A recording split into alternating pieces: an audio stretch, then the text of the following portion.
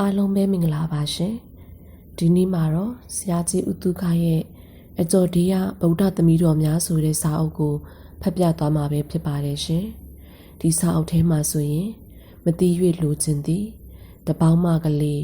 ပြည်တန်စာမကလေးလှဧကရီငဖောင်ရိုးမကလေးလင်များ၍တရားရသည်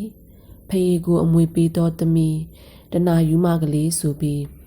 ရဟန္တာထီဝီမာကြီးတွေရဲ့ဘဝစကြောင်းကိုယတဆန်ဆန်ရေးဖွဲ့ထားတဲ့ဝိတုဇလန်းတို့ရှစ်ပုတ်ပါဝင်မှာဖြစ်ပါတယ်။တပေါင်းမကလေးဌာနကတာဝိတီကာလကမိုးတောင်အယုံယာတိကဟေမန္တာမြည်ရည်သည်ခဲရောမတက်ထင်ရသည်အေးလွန်သဖြင့်စီထန်ထန်ပြစ်ချွဲချွဲရှိသည်အောင်ဖြစ်နေသည်စီးနင်းရေခဲတို့ကိုတရဖူဆောင်း၍တီတာဤဘရင်တစုမင်းမှုနေသောတောင်မင်းဟိမဝင်တာကသူဤတကူရှိန်စော်များကိုမြောက်ပြန်လေနှင့်အတူအရက်ရှိမျက်နာသို့အာနာဆက်ပြန့်နှံ့စေသည်တစ်ပင်ကြီးငယ်တို့သည်ထိပ်ဖျားမှန်သမျှ၌စီးနင်းခဲများကိုခေါင်းစွပ်တစားပြု၍ဆင်ထားကြသည်တဟူဟူတိုက်ခိုက်နေသောရေခဲလေကြောင့်ရင်းရိုင်နေသောတစ်ပင်တို့မှာနှုတ်ဝင်သည်ကားတကဲ့သို့ထင်ရသည်သို့သောထိုပင်များပေါ်ရှိကြီးငယ်များကလှုပ်လှုပ်ရှားရှားမပြူကြကြီးကြီးကြာကြာမျှမရှိ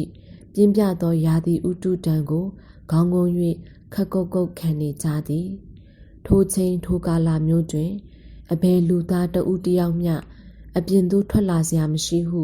ထင်ရတော်လေမိန်းကလေးတယောက်သည်တောင်ကြီးတစ်ထောင်ကိုခေါင်းပေါ်ရွက်၍နှိမ့်မုန်တိုင်းကြားဝဲမြေကမ်းပါးစီသို့ခက်တုတ်တုတ်လှမ်းလာနေသည်သူဤပါလွာသောအပေါ်ယုံအဝတ်ပိုင်းကလေးမှာ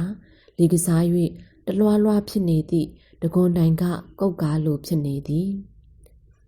ခေါင်းပေါ်ကတောင်းနှခမ်းကိုလက်တစ်ဖက်ကထိန်ရင်လက်တစ်ဖက်ကကိုယ်လုံးကလေးမှခွာ၍ပြည်တော်မတက်ရှိသောထိုအဝတ်ကိုပြန်၍ပတ်နေရသည်ကကိစ္စတစ်ခုဖြစ်နေလေသည်ခေါင်းမော်ကတောင်းကခြေလန်းတိုင်းတကြောင်ကြောင်တချင်းချင်းအတန်မြည်နေသည်အဖေเจ้าဆိုသောတောင်ကြီးတဲတွင်ကြေအိုကြေခွက်ဇွန်ပကံရောင်မတို့အပြည့်နှင်းပါလာသောကြောင့်ဖြစ်၏ထိုပစ္စည်းများကကလေးမ၏ခြေလန်းအလိုက်စီးနှင့်ဝါအချက်ကြကြမြေပုံမှာဂီတတန်တစ်မျိုးလိုကြားနိုင်ပြန်၏ကလေးမသည်ရေစနာရောက်သောအခါခေါင်းပေါ်မှတောင်းကိုမနိုင်မနှင်းချလိုက်သည်သူကိုယ်တွင်ရှိသောအဝတ်ပိုင်းကလေးကိုတင်းတင်းကြပ်ကြပ်ဖြစ်အောင်ကိုကလေးကိုရစ်ပတ်ပြီးအစားတက်ကိုခါနိုင်ညှက်လိုက်သည်ချမ်းသိမ့်တုန်နေသောဝေဒနာကပေါ့လူပေါ့ညာစောင်းကြောင်းထိုင်၍ဒူးနှစ်ဖက်ကိုလက်ရှက်၍တိုင်းထားမိသည်ကိုကလေးတူဝင်သွားအောင်ခေါင်းကလေးကလည်းငုံထားလိုက်သည်ယခုအခါမျိုးကအိမ်ပြင်ထွက်၍ရေနှင့်ဆက်သောအလုတ်တာဝန်မျိုးကိုလုပ်ဖို့မဟုတ်လုပ်ဖို့မသင့်ရေနှင့်အရောဝင်စရာမကောင်းလားအိယာတဲတွင်ကွေးတော်လဲကွေးစီမိပုံဘေးတွင်နှွေးတော်လဲနှွေးစီဒုမသာတဘာဝကြမည့်အခါတည်းအငွေတထောင်းထောင်းထနေသောယာကုများကိုတရှုံရှုံနှင့်မှုတ်တောက်နေရသောစီးစိမ်သည်စတုမဟာရဲတာရင်တာကနေရတာများလားဟုထင်နိုင်လောက်ဆရာရှိသည်မိန်းကလေးသည်ဤသို့တွေးမိ၏ဤသို့တောင်းတမိ၏သို့သောအနီကလေးမဘဝကတောင်းတတိုင်းဖြစ်အောင်အကျိုးမပေးခဲ့တွေးကြည့်တာပင်လွန်လှပြီသူနှင့်မတန်မရာတွေးခြင်းစိတ်ကူးခြင်းတောင်းတခြင်းဟုဆိုနိုင်သည်သူအမည်ကပုံနိကာဖြစ်၏ပုံနိကာဟုခေါ်ကြ၏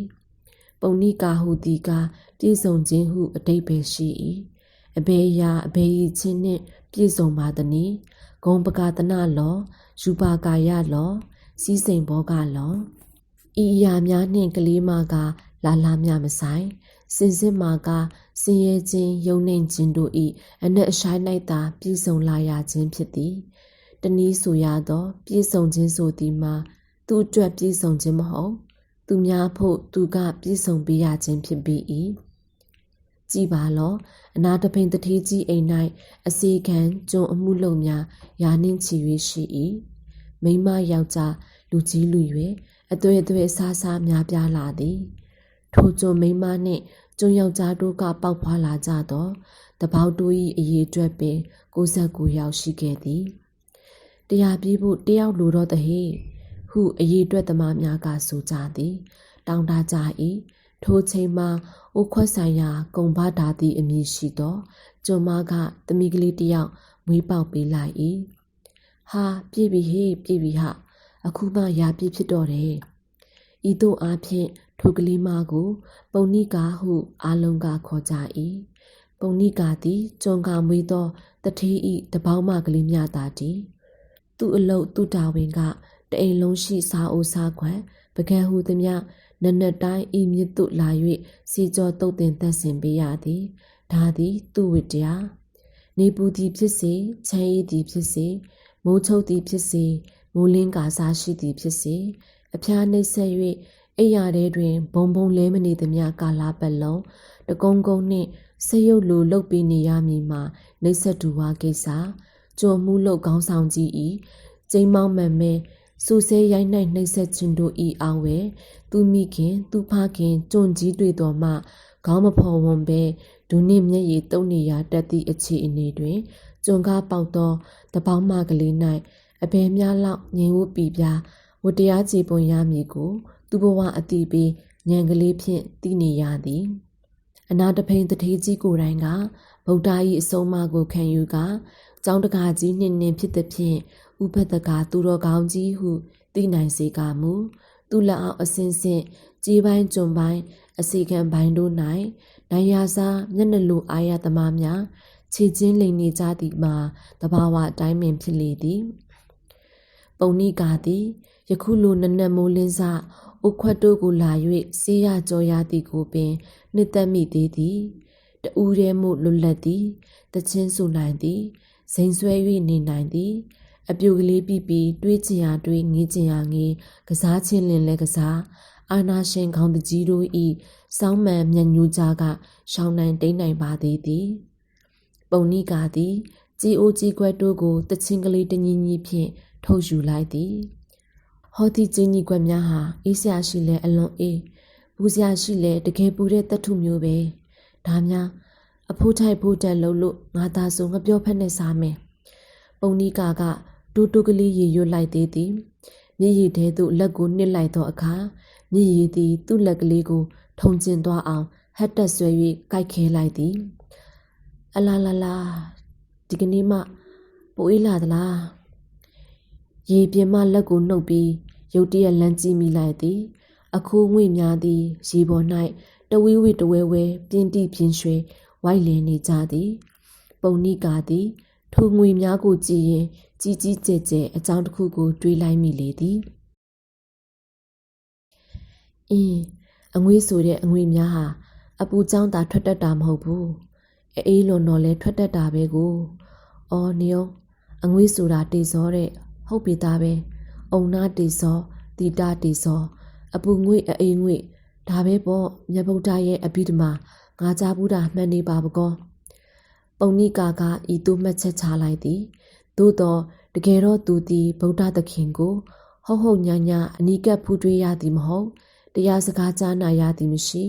သို့ပေမဲ့ပြောစရာတစ်ခုတော့ရှိသည်သူတို့၏အရှင်သခင်အနာတဖိန်တထေးကြီးကဇေတာမင်းသားတို့ပြောပါရဥယျာဉ်ကြီးတစ်ခုလုံးကိုငွေပြားအပြည့်ခင်အပ်သောတန်ဖိုးဖြင့်ဝယ်လိုက်သည်ထိုနေရာကိုဇေတဝန်းဟုဗုဒ္ဓအတွက်ကျောင်းတော်ကြီးဆောက်လိုက်သည်ဒုကလိုကျောင်းဆောက်၍လူထမ်းသည့်အခါပုံနိကာလည်းကျွန်းမူလုံးတို့နှင့်ရော၍ပါသွားရသည်ထိုစဉ်ကဗုဒ္ဓသခင်ကိုဝေဝေးကဖူးမြော်ခွင့်ရခဲ့လေသည်ထိုနောက်အခါအားလျော်စွာဗုဒ္ဓသခင်သည်တထေးကြီးအိမ်သို့စွန့်စားကြွရသည်တရားအနုမောဒနာပြုရန်ကြွလာတတ်သည်ထိုအခါများတွင်ပုံနိကာမှာမထင်မရှားနောက်ပါကြကြနေရာကနစွန်းနှဖျားသဘောတရားများကိုကြားရနာရသည်ထိုကြားရနာရသည့်အထက်ကတီးမိခေါင်းမိရှိတင်သမျှရှိနေသည်ကိုတော့အိမ်ရှိလူကုန်မဆိုထားနဲ့သူမိခင်ကြုံမကြီးမျှမသိတရားဆိုတာကဗိဓာယတနာမဟုတ်အစ္ဆုတယတနာသည်ကာယဗလပညာသည်ပြပွဲပြိုင်ပွဲများဖြင့်ဆုံးဖြတ်၍ရသည်စိတ်ဓာဗလပညာသည်ဆိုပွဲရွပွဲတင်ချပွဲများဖြင့်ကိုယ်အည်ချင်းကိုပြ၍ရသည်အနက်နှင်းဆုံးသော လောကုတ္တရာပညာဟူသည်ကတခါတရံပြန်ပြော၍မရရေးပြ၍မရလှုပ်ပြ၍မရအယူအာများအိမ်မက်မက်ထားသလိုသာကိုဟာကိုကြည်နူးရဖို့ပဲရှိသည်အေးလေအေးတက်တဲ့သဘောဟာအေးမှာပဲပူတက်တဲ့သဘောဟာလည်းပူမှာပဲဒါပေမဲ့အေးတာရောပူတာရောဘယ်ဟာမှထာဝရတည်တတ်နေတာမဟုတ်ပါဘူးပုံနီကာကဤသို့တတိထားလိုက်သည်တတိနှင့်ကင်တွယ်လိုက်သောအခါအေးဒဏ်ကိုမတုံမလုံးခံနိုင်စွမ်းရှိလာခဲ့သည်ထို့ကြောင့်တွတ်လက်လက်ပင်ကြေအိုကြေခွက်တို့ကိုပုတ်တိုက်စီကြောနေလိုက်သည်နေမုံတွေကသူ့အနီးပါးတွင်ဝိစေဝိုက်စေပြန်လွင်စေထိုကဲ့သို့ဝူတော်ဝါတွင်ကန်းနာသို့လူတစ်ယောက်ဆင်းလာသည်ကိုပုံနိကာတွေ့လိုက်ရသည်ဆင်းလာသူမှာတကိုယ်လုံးခိုက်ခိုက်တုံလျက်ခြေလဲများပင်ခက်စိတ်စိတ်နှင့်ခက်မြန်မြန်လှမ်းနေသည်ပုံနိကာကသူ့အလုပ်ကိုခဏရဲ၍အကဲခတ်နေမိသည်ချမ်းချမ်းတီးတီးစောစောစီးစီးဘာလာလောက်တာပါလဲထို့သူသည်ရေစက်ထဲသို့မဝေမရဲဆင်းပြီးခြေဖြားကိုရေတီအောင်ဆက်စုကြည့်လိုက်သည်ထို့နောက်လမ်း၍တလန်းဆုပ်လိုက်ပြီးပါဇက်ကလည်းတခုခုကိုရေရွတ်လိုက်သည်ပြီးသည့်နောက်သူ့ကိုယ်ယုံပစိုးကိုကိုမခွာ၍အနာကကြောက်တုံးကလေးပေါ်တင်လိုက်သည်ချက်ချင်းပင်အေးတက်ကသူ၏ရင်ညွန့်ကိုလေးလေးလှန်တန်းနှင့်ထိုးဆိုင်လိုက်သည်၎င်းတန်ချက်ကိုလက်နှစ်ဖက်နှင့်ရင်မှရှက်တိုင်း၍အထိတ်တလန့်ကာကွယ်လိုက်ရှာသည်ရေစက်မှရေနက်ထဲသို့တဖြည်းဖြည်းဆင်းသွားသောသူ့တကိုယ်လုံးမှာတုံတုံရင်ရင်ဖြစ်နေသည်တကိုယ်လုံးသာမဟုတ်မုတ်စိတ်အပြည့်ရှိသောသူ့မေးဖြားပါတဆက်ဆက်တုံအောင်တလုံးလုံးခုန်နေသောကြောင့်စိတ်တိုးကြီးတစ်ကောင်အစာဝါးနေတကဲ့သို့ဖြစ်ရသည်ပုံနိကာကရေလိုက်မိသေးသည်သို့သောထိုပုဂ္ဂိုလ်ဤပခုံးမှခါသို့တွေ့တွေ့လျက်လျက်ကြာဆင်းနေသောချီစလွဲကိုမြင်လိုက်ရသောအခါဗြဟ္မဏတူမှန်သိလိုက်ရသည်ဟာ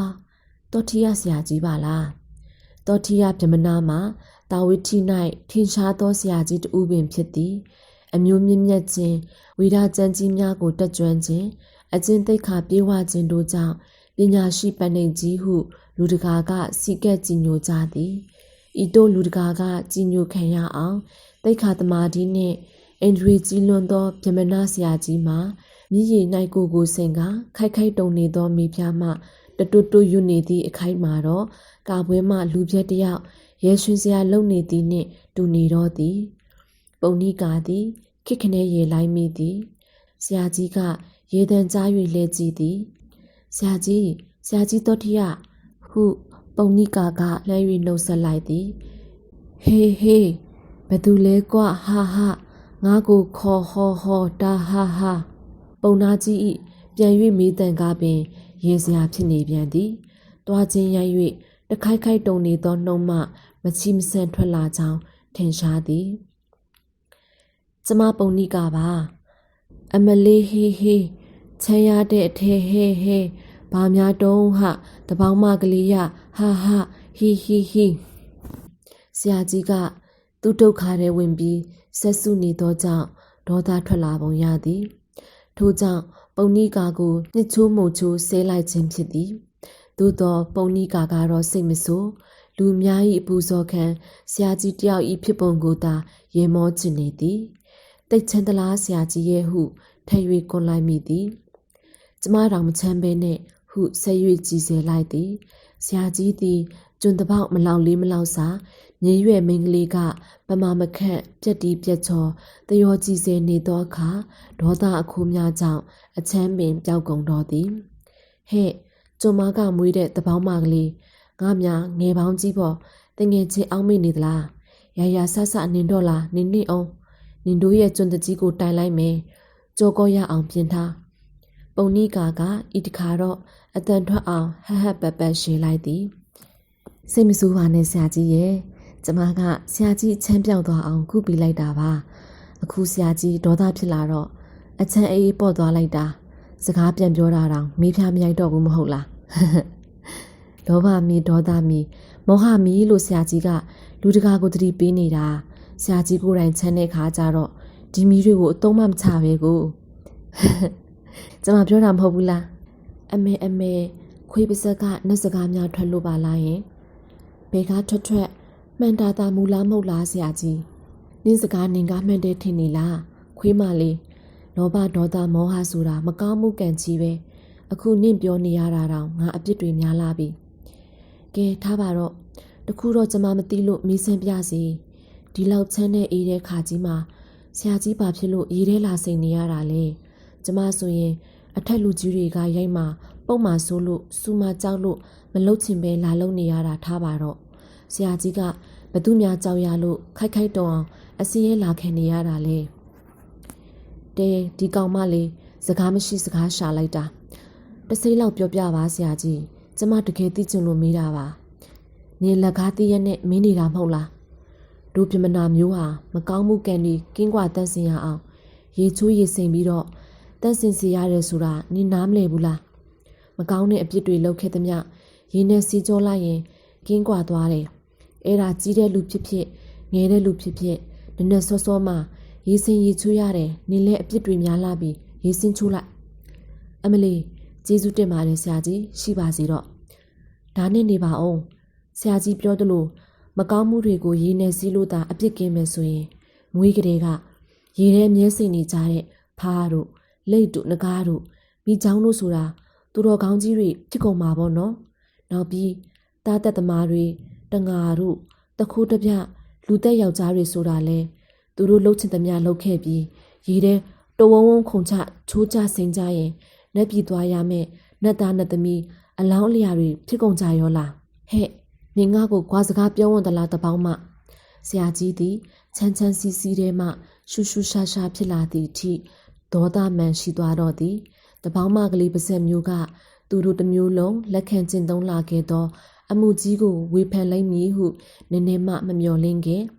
ပုံနိကာဤအချက်ကျသောစကားသည်သူ့အရှိုက်ကိုရေထဲက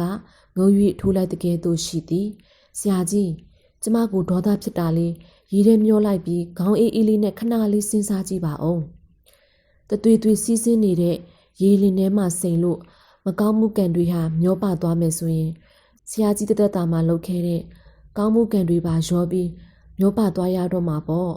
တကယ်ဆိုတော့ဘာမှမသိတဲ့ရေဟာဆရာကြီးရဲ့အပြစ်တွေကိုသာရွေးချယ်ပြီးဆေးကြောသွားနိုင်တဲ့အစွမ်းအာဏိသင်ရှိတာမဟုတ်ပါဘူးရေဟာရေပါပဲဥပမာကျမစီးတဲ့ဥခွက်တွေကိုပဲကြည့်ပါအောင်သူတို့မှတွေ့ကက်နေတဲ့စားကျွင်းတောက်ကျွင်းဂျင်းညော်စီများအညစ်အကြေးတွေကိုကျမလက်နဲ့ပို့တိုက်စီကြောလိုက်တဲ့အခါမှာဒါတွေသာကွက်ပါသွားတာမဟုတ်ဘူးအင်တန်မွေးကြိုင်နေတဲ့ကျမလက်ဖြားကတနခါလေးတွေလည်းပါသွားရတာပါပဲပါမှာပေါ့လေရေကိုဤအခါတွင်ဆရာပုံနာကြီးသည်ရေထဲမှကမန်းကရန်တက်လာ၍ပုံနိကအပါသို့ချင်းကပ်ခဲ့ပြီးဆူဆူနေသောရေပေါင်များကိုသူ့ပေါ်ယွန်အဝတ်ပိုင်းနှင့်တုပ်တင်ရင်ပုံနိကဤစကားကိုစိတ်ဝင်စားလာလေ၏အေးနင်ကငယ်ပေမဲ့အလားကြီးပဲကဲဆက်ပြောစမ်းပါအောင်ကျမကိုမချီးမွမ်းပါနဲ့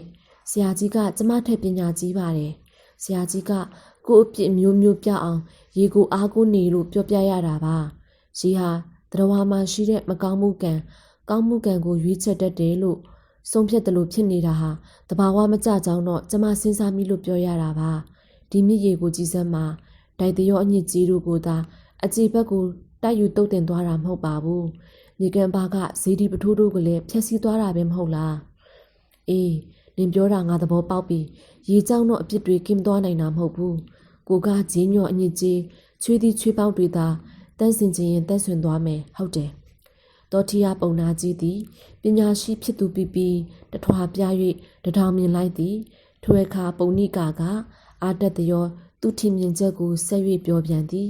ကဲဆရာကြီးကကျမထက်ပညာရှိပါတယ်လို့ပြောသားပဲဒီတော့ရုံနဲ့ဆက်ဆိုင်ဆက်သွဲသောအညစ်အကြေးကိုသာရေနဲ့ဆေးလို့ဆင်နိုင်မယ်နာနဲ့ဆက်ဆိုင်တဲ့မကောင်းတဲ့အညစ်အကြေးတွေကိုဘာနဲ့ဘလို့နည်းနဲ့စင်ကြယ်အောင်လုပ်ရမလဲပေါ့ကောင်းလေစွပုံနိကာဒီကနေ့မနေ့ကြီးစောစောငါသမီးနဲ့တွေ့ရတာလမ်းလွဲလိုက်ပြီးမိုက်မားနေတဲ့အသိဉာဏ်ကိုလမ်းမှန်ပြလိုက်သလိုပါပဲကွယ်ကဲချမ်းလာတယ်ငါအပေါ်ယုံပစိုးကိုမင်းအားငါပူဇော်ပါတယ်ယူဆရာကြီးသည်ပုံနိကာအားအလေးအမြတ်ပြု၍အပေါ်ယုံဝိကိုကန်းလင့်၏ပုံနိကာကအာရနှစ်လိုသောအပြုံးဖြင့်သူ၏အလှဝတ္ထုကိုပယ်လိုက်၏နေပါစီဆရာကြီးရဲ့သားကိုသာ ဒီပစိုးပေးလိုက်ပါကျမအနေနဲ့ဆရာကြီးပစိုးကိုလက်ခံရတာထက်ဆရာကြီးသဘောပေါက်သွားတာကိုဝမ်းသာနေရပါပြီဆရာကြီးဟာပညာရှိပဏိတ်ကြီးမှန်ပါပေတယ်မင်းကပြောမှငါသတိရတာဟာငါဟာပညာရှိဖြစ်နိုင်ပါတော့မလားကွယ်ဒီလိုမထင်ပါနဲ့ဆရာကြီးဗုဒ္ဓဘုရားဟောဖို့ကြားတဲ့တရားတစ်ပုဒ်ကိုကြားမှုပါတယ်အကျဉ်သူသည်မိမိမိုက်မားသည်ကိုမိုက်မားသည်ဟု၍တည်သောကြောင့်ပညာရှိဖြစ်သည်၏မိမိမိုက်မား၍နေသည်ကိုမိုက်မားမမသိအကန့်အတိဖြစ်သောသူကိုတားလင်စင်စစ်မိုက်သောသူဟုဆိုသင့်၏တဲ့အမေမင်းကဗုဒ္ဓရဲ့စကားတွေတောင်သိတကူဘယ်နဲ့ပြောလိုက်တာလဲဆရာကြီးရဲ့တပေါင်းမပေမဲ့ဖះတကဥပဒကအိမ်မှာမွေးလာတဲ့မင်းကလေးမဟုတ်ပါလားဂျာဖူနာဝါတော့ရှိတာပေါ့အေးအရတော်လီစွာကွယ်မင်းတာသနာဘောင်ဝင်မယ်ဆိုရင်ချက်ချင်းအသိဉာဏ်ရမှာပဲဝင်ကျင်တာပေါ့ဆရာကြီးဒါပေမဲ့ကျုံများတောင်မှသခင်ကတော်လန်ခွင့်မပေးရင်ကိုဘွားကိုမပိုင်ဘူးမဟုတ်လားကျုံကပေါက်တဲ့တပေါက်ဆိုရင်ဘယ်ပြောစရာရှိမလဲလေအေးလေတနေ့တစ်ချိန်ကျတော့ကိုညံကကိုဘွားကိုကဲတင်နိုင်သားပဲကဲနန်းနဲ့ပတ်သက်တဲ့မကောင်းကံကိုဘလို့ချစ်ချွတ်ရမလဲစင်ရဲ့ချင်းကိုတကယ်ကြောက်တော်သူသည်မကောင်းမှုဟုသည်များကိုထင်ထင်ရှားရှားတွင်ဖြစ်စေစိတ်ကြွယ်ရာတွင်ဖြစ်စေ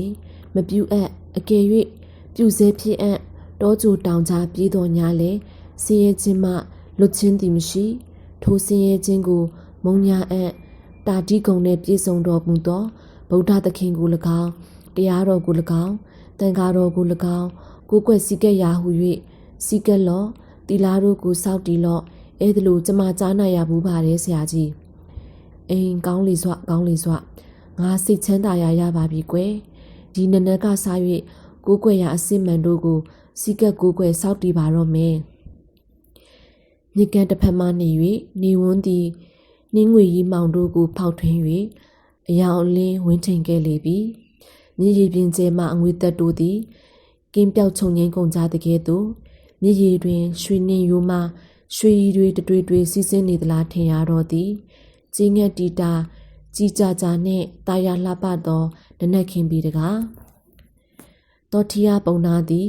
တပေါင်းမပုံနိကာဤတရားစကားကိုယူသေးစွာနာယူမှတ်သာတန်ဝေကဖြစ်ပွားပြီးယဟန်ပြူကကမ္မထံကိုအားထုတ်၍ယဟန်နာဖြစ်သောအခါဤဂါထာကိုဥဒံကျူရင်ဤငါသည်ရှေးခါ၌ဗြဟ္မဏပုံနာမျိုးဖြစ်ခဲ့ဘူးပြီသို့တော်ယခုမှသာလျှင်ဗြဟ္မဏအစစ်ဖြစ်ရပေ၏ဝိဇ္ဇာ၃ပါးကိုလည်းရပါ၏ဝိဒပညာကိုလည်းကောင်းစွာတက်မြောက်ပြည့်စုံရပါ၏မိရည်စင်ဖြစ်သုံးလောင်းကချိုး၍